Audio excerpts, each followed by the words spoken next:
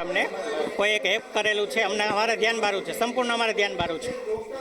જી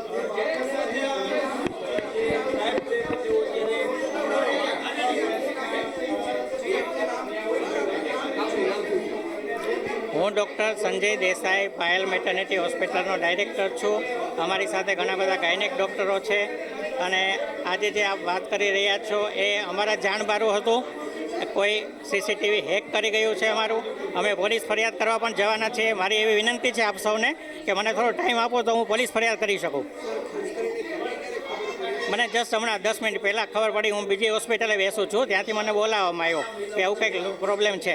જી ઘણા સમયથી વિડીયો છે તે સોશિયલ મીડિયામાં અપલોડ થઈ રહ્યા છે. આપણે જાણે જ નથી આ બાબતની. મને અત્યારે 10 મિનિટ પહેલાં જ મને ખ્યાલ આવ્યો છે. હવે આપના તરફથી શું એક્શન રહેશે સર? હવે અમે પોલીસ ફરિયાદ કરીશું. કોણે આ કૃત્ય કર્યું છે એ પકડવા માટેનો પ્રયત્ન કરીશું, કેમ કે કોઈ આ સાયબર ક્રાઇમ કરેલું છે.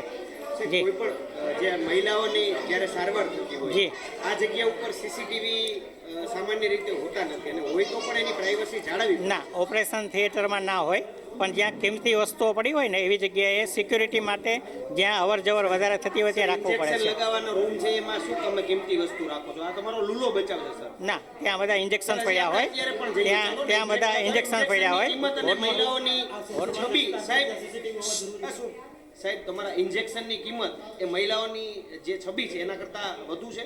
ના ના, એવું ના હોય, પણ એ સિક્યુરિટી માટે પણ જરૂરી છે. સિક્યુરિટી માટે પણ જરૂરી એટલે મહિલાઓની સિક્યુરિટી જરૂરી નથી, ઇન્જેક્શનની સિક્યુરિટી છે. જરૂરી ના, મહિલાઓની સિક્યુરિટી એટલે અમે કોઈ ડિસ્પ્લે નથી કરતા.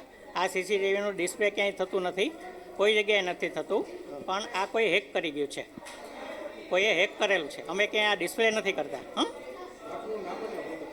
હું ડૉક્ટર સંજય દેસાઈ પાયલ મેટર્નિટી હોસ્પિટલમાં ડાયરેક્ટર છું અને આઈવીએફ પ્રેક્ટિસ કરું છું. જી